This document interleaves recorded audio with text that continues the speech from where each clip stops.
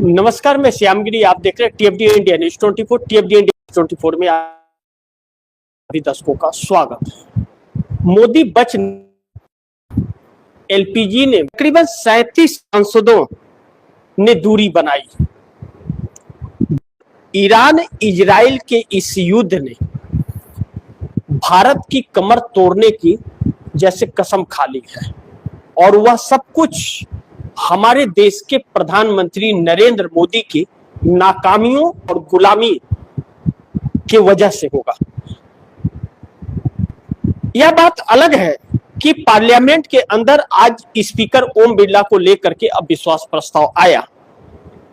India गठबंधन यह मानता भी था, जानता भी था कि सरकार के पास बहुमत है, इसका कोई मतलब निकलेगा नहीं, लेकिन चर्चा उस पर हो जाएगी, यह विश्वास था।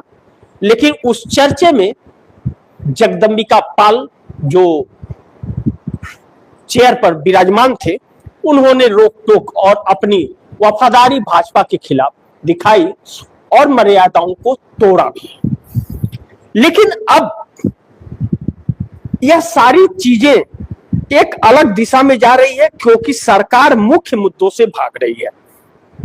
विपक्ष ईरान इजराइल के युद्ध के बीच जो देश की सरकार हमारी मोदी की बीच मझधार में फंसी है, और उस युद्ध का असर हमारे देश में पड़ने लगा, जो करोड़ों लोगों के रोजगार पर असर डाल गया और कई सारे होटल रेस्टोरेंट को बंद होना पड़ा। इसका गुनाहगार कौन? सरकार के नाकामियों का कीमत इस देश के अलग अलग हिस्सों की जनता को चुकानी पड़ रही है, बेरोजगारों को और मजदूरों को चुकानी पड़ रही है, लेकिन सरकार उससे सबक लेने को तैयार नहीं है। अब इसका प्रभाव आने वाले वक्त में जो साफ दिख रहा है, वह क्या होगा यह तो वक्त बताएगा और देश की जनता बताएगी। लेकिन जिस चीज का असर जो एलपीजी को लेकर के हाहाकार मचा है, और आने वाले वक्त में पेट्रोल को लेकर के बहुत जल्द हाहाकार मचेगा। सरकार छिपा रही है, गोदी मीडिया इस सच्चाई को छिपा रही है। सरकार बैकफुट पर है और सरकार के अंदर भी बगावत है। मात्र 4-5 लोगों ने कमान संभाल रखी है। एस जयशंकर, पीयूष गोयल अब गायब हो चुके हैं, अमित शाह और नरेंद्र मोदी भाग चुके हैं, राजनाथ सिंह भाग चुके हैं, किरण रिजिजू संसदीय कार्य मंत्री और निशिकांत दुबे डिग्री वाले। अब देखना यह होगा कि क्या यह सरकार को बचा पाएंगे।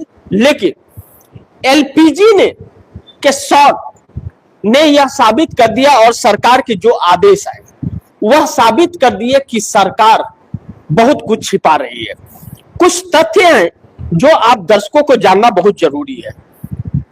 अब इसका असर एस्मा के आदेश के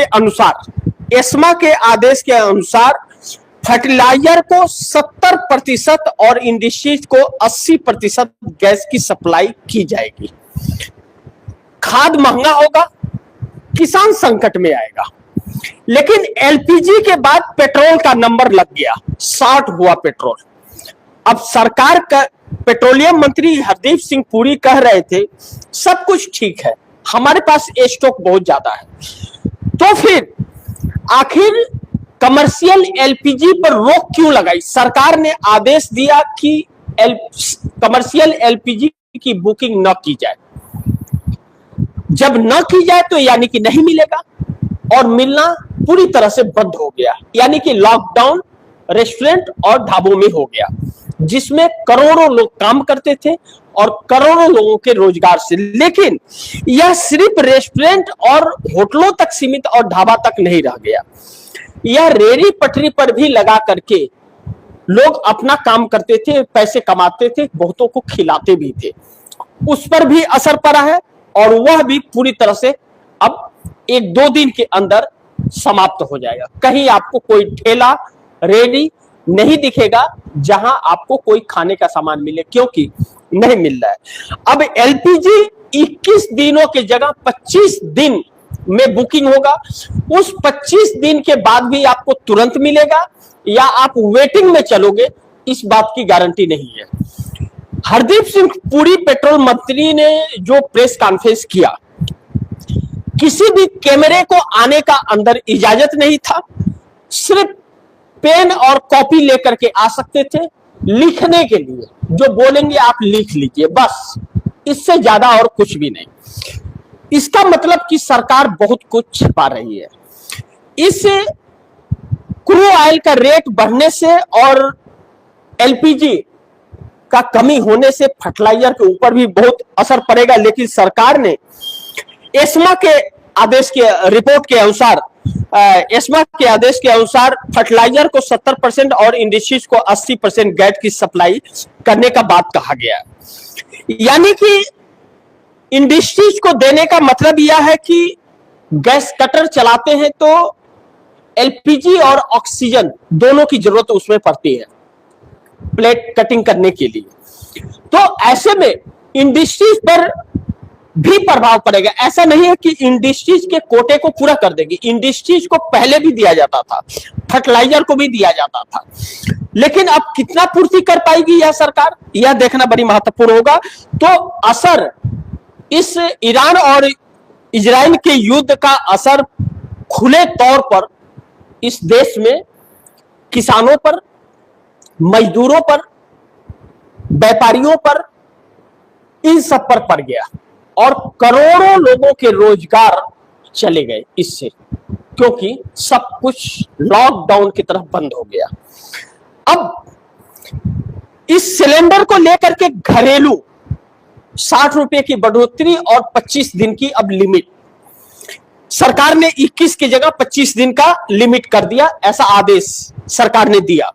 लेकिन इस बात की गारंटी नहीं है कि 25 दिन में आपको मिलेंगे, वेटिंग भी होगी।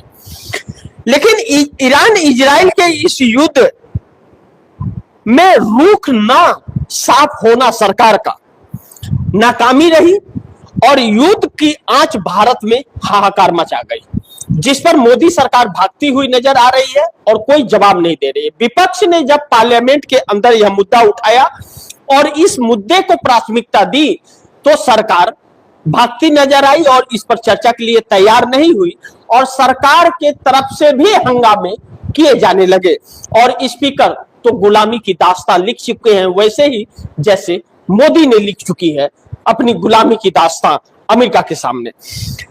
ऐसे में एक बड़ी महत्वपूर्ण बिंदु हुई कि टीएमसी की ममता बनर्जी बहुत सक्रिय हो गई है चुनाव आयोग को लेकर के। अमित शाह जिस होटल में पश्चिम बंगाल में रुके थे उसी होटल में ज्ञानेश कुमार की भी होटल बुक थे।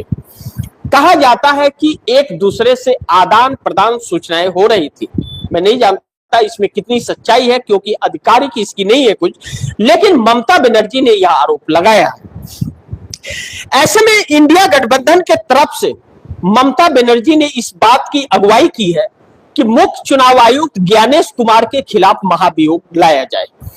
बड़ी महत्वपूर्ण बिंदु है कि 200 प्लस सांसदों की हस्ताक्षर के साथ टीएमसी इस प्रस्ताव को पार्लियामेंट में आगे बढ़ाएगी और आज जिस तरह से इंडिया गठबंधन स्पीकर ओम बिरला के खिलाफ अविश्वास प्रस्ताव पर एकजुट नजर आया और हमलावर नजर आया, रुद्र रूप देखकर इंडिया गठबंधन का अमित शाह हक्का बक्का से रह गए थे।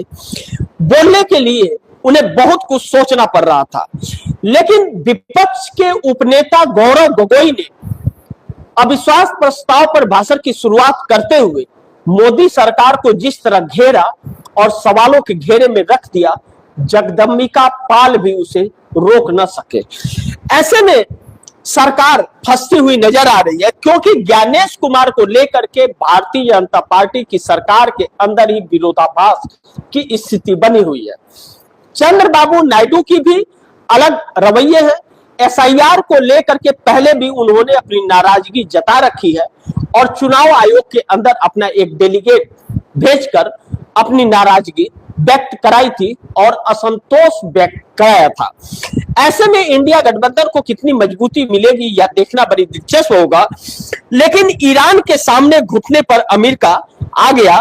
ईरान ने साफ कहा कि 10 साल युद्ध लड़ने को हम तैयार हैं। ईरान ने कहा कि एप्स्टीन गिरोह बड़ी ध्यान से समझिएगा, इस शब्दों को बड़ी गौर दीजिएगा कि ईरान ने कहा कि एप्स्टीन गिरोह पर ईरान भरोसा नहीं करता। यानी कि एप्स्टीन गिरोह में खास तौर पर ट्रंप, खास तौर पर इजराइल के प्रधानमंत्री नेतन्याहू और भारत के प्रधानमंत्री नरेंद्र मोदी का इस्तेमाल उन्होंने किया और इशारा किया कि एप्स्टीन गिरोहों पर भरोसा नहीं। और अमेरिका ने जिस तरह से और इजराइल ने धोखे से खामनेई पर हमला किया था और उन्हें शहादत होना पड़ा, इसके लिए ईरान का कहना यह है कि अभी तो यह जंग की शुरुआत है, अभी तो यह ट्रेलर था, पिक्चर अभी बाकी है। अगर ईरान के युद्ध का ट्रेलर इतनी तबाही मचा सकता है और दुनिया में अर्थव्यवस्था को तहस नहस कर सकता है, इस हद तक भारत के अंदर प्रभाव पड़ सकता है, तो पिक्चर कितना भयावह होगा इस बात को आप समझ सकते हैं। दूसरी तरफ अमेरिका इस युद्ध से पतली गली से निकलना चाहता है, लेकिन वह निकल नहीं पा रहा है और बहुत ही काफी नुकसान उसे हो चुका है। और मिडिल ईस्ट के अंदर अब कुछ देश जैसे सऊदी अरब, दुबई, कतर या अमेरिका का साथ छोड़कर और ईरान के साथ खड़े होते हुए नजर आ रहे हैं। ऐसे में अमेरिकी राष्ट्रपति डोनाल्ड ट्रंप ने रसिया के राष्ट्रपति पुतिन को फोन लगाया। 1 घंटे तक आधिकारिक सूचनाओं के अनुसार 1 घंटे तक बातचीत हुई और ईरान को शांत करने की अपील की गई। लेकिन रसिया का बात ईरान मानेगा, यह बात ट्रंप जानते हैं, लेकिन रसिया भी इस समझौते के लिए तैयार नहीं है, क्योंकि अपने निजाम को ईरान ने खो दिया है। ईरान ने साफ कहा है बदला जरूरी है, नहीं तो अमेरिका का मन बढ़ जाएगा और नेतन्याहू का। दुनिया के नक्शे से, बड़े ध्यान से समझिए, दुनिया के नक्शे से इजराइल का नामो निशान खत्म करना खामनेई का बयान था और वह हम करके दम लेंगे, जिसके अंदर दम है वह रोक के दिखा दें। ट्रंप बहुत ही डरे हुए हैं। भारत सरकार पर इसका यह असर पड़ा कि नरेंद्र मोदी भाग खड़े हुए हैं, मुंह में जुबान में उनके ताला लग गया है, कुछ बोल नहीं पा रहे और ना ही बोलने की स्थिति में है, क्योंकि नरेंद्र मोदी सोचते थे कि उनका आका ट्रंप इस युद्ध में शामिल है, नेतन्याहू जंग जीत जाएगा और मूंछों पर ताव मारेंगे नरेंद्र मोदी, लेकिन मुंह छिलवाने की नौबत आ गई, क्योंकि सरेंडर हो रहे हैं ट्रंप। और इजराइल नेतन्याहू जिसे गले मिलकर के नरेंद्र मोदी आए थे, नेतन्याहू की बीबी के कपड़े से अपने रुमाल का मैचिंग कर रहे थे, वह भाग खड़ा हुआ है और इजराइल में तबाही मच गई है। अब ऐसे में नरेंद्र मोदी मुंह दिखाने के लायक नहीं बचे, भागते फिर रहे हैं और इंडिया गठबंधन उन्हें चहेट रहा है। ऐसे में एनडीए गठबंधन के अंदर भी बड़ी दिलचस्प परिस्थिति आती हुई नजर आ रही है। एनडीए गठबंधन के अंदर 16 + 2 + 12 + 7 = 37 सांसद मोदी को अकेला छोड़ दिए, कभी भी कुछ हो सकता है। अकेला छोड़ने का तात्पर्य यह है कि यह इनके बचाव में कुछ नहीं बोल रहे हैं। 16 चंद्रबाबू नायडू के, 2 पवन कल्याण के, 12 नीतीश कुमार के, 7 एकनाथ शिंदे के, 7 एनडीए गठबंधन के हैं। इनके ऊपर देश को भरोसा नहीं होता है इन सांसदों पर, लेकिन यही सांसद नरेंद्र मोदी सरकार के बचाव में एक शब्द भी बोलने से दूरी बना लिए हैं, यानी कि सरकार को अकेला इन लोगों ने छोड़ दिया है। ऐसे में एनडीए का दरार मोदी की कुर्सी छीन लेगा, यह एक बहुत बड़ा प्रश्नवाचक चिन्ह उठ खड़ा हुआ है, क्योंकि 37 सांसदों पर भरोसा अब नरेंद्र मोदी को भी नहीं रहा। इसीलिए उन्होंने एक कानून पास कराया कि कैबिनेट से मोदी को कैबिनेट से कोई मतलब नहीं होगा और कैबिनेट कुछ सवाल नहीं पूछ सकता। जो फैसले नरेंद्र मोदी अपने जो पीएमओ का नाम सेवा तीर्थ रखे हैं, वहां बैठकर गुलामी की दास्तान लिखते हुए जो फैसला करेंगे 6 महीने में एक बार कैबिनेट को सूचना दे देंगे। यह बड़ी महत्वपूर्ण है। अब इन सभी चीजों को लेकर के एनडीए में दरार काफी पड़ रहा है और एनडीए में दरार पड़ने का मतलब है कि आज नहीं तो कल कुर्सी छीन ली जाएगी, क्योंकि एडवोकेट डॉक्टर सुब्रमण्यम स्वामी जो भारतीय जनता पार्टी के ही वरिष्ठ नेता हैं, उन्होंने इस्तीफे की बगावत जंग छेड़ दी है कि नरेंद्र मोदी का इस्तीफा जल्द से जल्द हो जाना चाहिए।